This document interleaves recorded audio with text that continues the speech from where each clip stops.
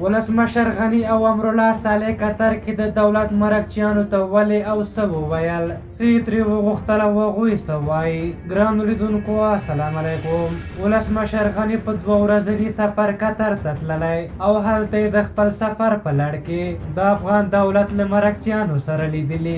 د مرکچي پلاوي مشر محمد معصوم ستانکزي جمهور رئیس ته د یاد پلاوي د کړنو په اړه معلومات ورکړل او وی ویل د هیواد اساسي قانون، ملي ګټې او د سولې مشورتي لوی جرګې پریکړه لیکي د مذاکرې اساسي کړنلاره ده. معصوم ستانکزي وویل موږ به په ټول قوت د مذاکراتو د بریالیتوب هڅه وکړو تر څو تلپاتې سولې ته ورسیږو او هیوادوال له اوسنیو ناخوالو څخه وژغورل شي.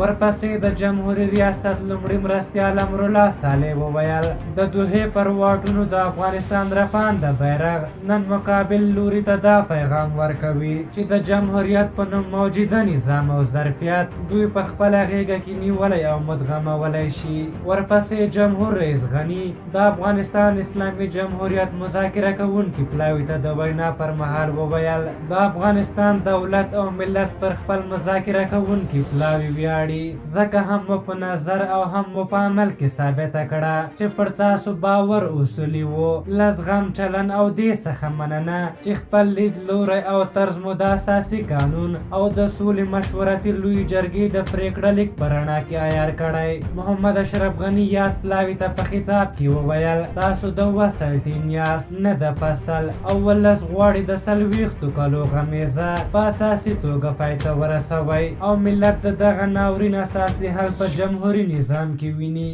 تاسو د نظم او نظام استازیتوب کوئ. هغه زیاته کړه هیوادوال او حتی طالب جنګیالي نور له جنګه ستړي دي او دغه ستړیا باید په اساسي توګه درک شي. همدارنګه مذاکره کوونکي پلاوي ته د هر ډول همکارۍ ډاډ ورکړ. د ولسمشر غني دغه سفر ته هیلې شته چې په بین الافغاني مذاکراتو کې به پرمختګ وشي. په هر حال تاسو د ولسمشر غني، امرالله صالح او معصوم ستانکزي د خبرو په هکله څه نظر لرئ؟ خپل نظرونه مو راته په کومنټ کې ولیکئ. که زموږ ویډیو مو خوښه شوې وي ضروري لایک کړئ. تر بلې ویډیو مو په لایق بخښونکي خدای سپارم. د الله په امان.